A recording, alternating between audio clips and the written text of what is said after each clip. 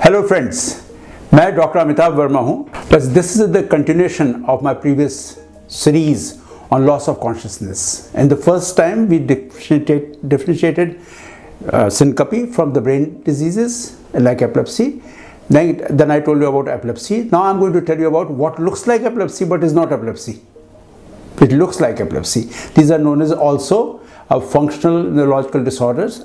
This is the new WHO recommendation to the ICD classification, and also hysterical seizures. These are also called hysterical seizures. They look like epilepsy. You see a person, usually female, getting the convulsions similar way as a true epilepsy, and becomes very difficult. How to differentiate between the two? Important thing is such people would not sustain trauma. ये लोग अब चोट नहीं लगेगी, इनको गिरेंगे, कहेंगे बेहोश होकर गिर गए, लेकिन देखेंगे संभल के अपने आप ही सबकॉन्शियसली संभल के गिरते हैं, चोट नहीं लगती। दूसरी चीज़ ये है, इनकी आंखें बंद रहती है, आप खोलने की कोशिश करिए बेहोशी की हालत में तो रेजिस्ट करते हैं।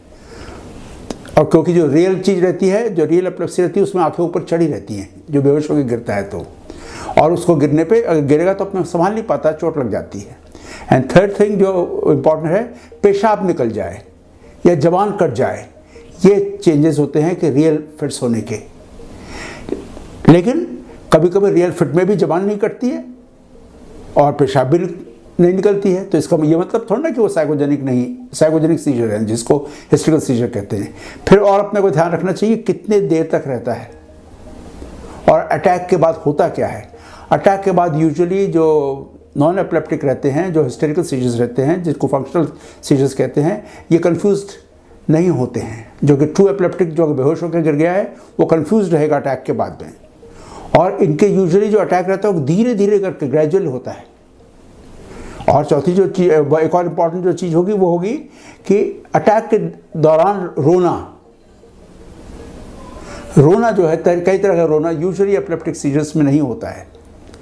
और अटैक क्या होने की याददाश्त जो रहेगी दोनों में होती है, लेकिन अधिकतर जो है हिस्टेरिकल में बहुत रहती है कि मुझे इस समय अटैक ऐसा हुआ था, जो डिस्क्रिप्शन जो देता है।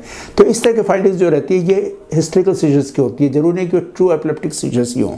हाँ, एक चीज़ और याद रखना चाहिए अपने को कि इसमें मूवमेंट्स बड़े बिजार होते हैं, ऐसे होंगे अटैक्स, और पैर जैसे साइकिल चला रहे हैं और गोल गोल घूम रहे हैं।